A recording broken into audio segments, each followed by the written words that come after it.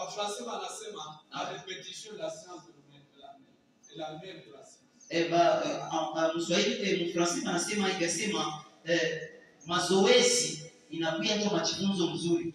Alléluia. Il y a certaines choses qu'on récolte parce qu'on a oublié d'où on a été tiré. Et l'oubli, la mort de Jésus à la croix. Et l'oubli, qui il était avant de croire.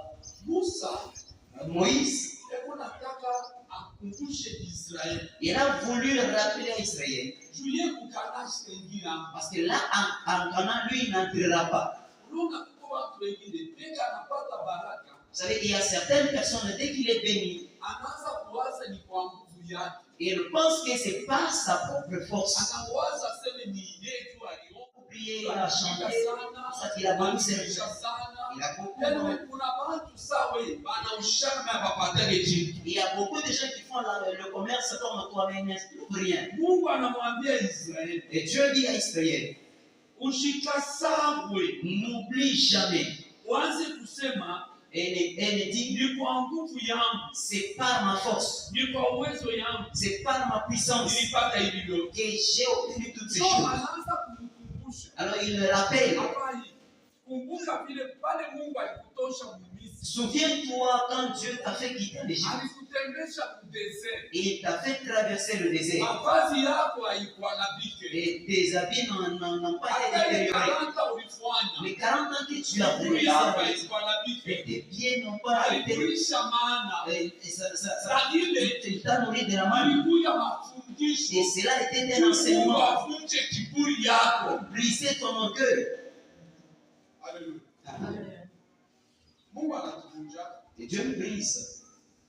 Parce que la Bible dit tout concourt pour le bien de ceux qui aiment Dieu. Asema yote imefanyiwa faida ya wale wanampenda Mungu. La première des choses, c'est Dieu qui t'aime. Et si Dieu t'aime, l'amour de Dieu nous brise. Il va commencer à te briser. Et pour que tu ne puisses pas vivre pour toi-même. En Dieu, dans l'homme, il y a la convoitise. Il y a la jalousie. Il y a de l'orgueil. Alors Dieu nous brise. Il te fait passer dans le raillerie. Il te fait passer dans l'esprit. Il te fait passer dans le raillerie. Dans ce voie, c'est la grâce de Dieu te suffit. Bien, Dieu ne nous abandonne pas. Mungu ana mtu wa kutembea, Mungu ana mtu wa kusema nilibikotola. Mungu ni mwenye hekima, kama mwanza na wewe anajua njia akakufikishia. Wewe njia yako iko droite, Mungu atabeba njia ondulée, Mungu atabeba njia courbe, tu akufikishe kule na ushika musabwe. Alléluia.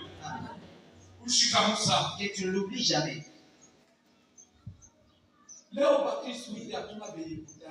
Aujourd'hui, beaucoup de chrétiens, nous ne sommes pas préparés.